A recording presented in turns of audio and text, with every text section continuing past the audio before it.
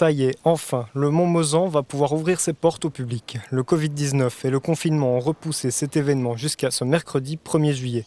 Un événement que l'on attend ici à Oui depuis le 28 mars.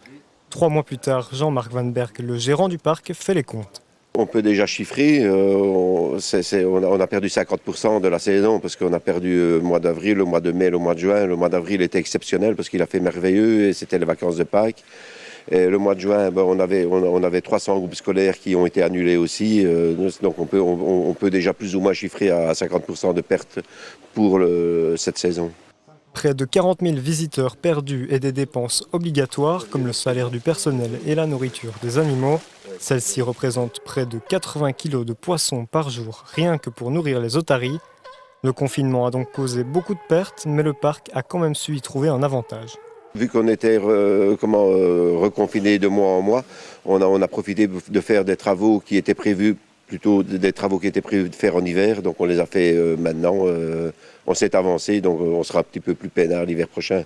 Le Mont-Mozan va donc pouvoir rouvrir ses portes. Toutefois, des mesures ont été prises pour respecter au mieux les distanciations sociales dans les attractions et au sein même du parc. On va regarder que les gens vraiment essayent de respecter au maximum les distances entre elles.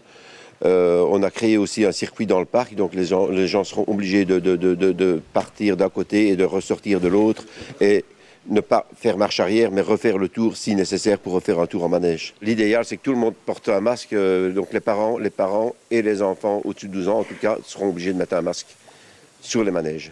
Toutes les attractions seront disponibles, à l'exception du cinéma 9D et du giratoire. Même les otaries et les perroquets vont pouvoir reprendre leurs activités. Ce qu'on a prévu, c'est de doubler le nombre de spectacles. Donc on avait 2 spectacles par jour d'otaries, 2 spectacles de perroquets.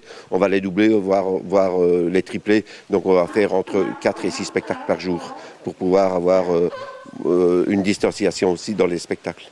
2 fois plus de spectacles pour 2 fois plus d'applaudissements, c'est ce que Neptune Lottery souhaite voir à partir de ce mercredi 1er juillet.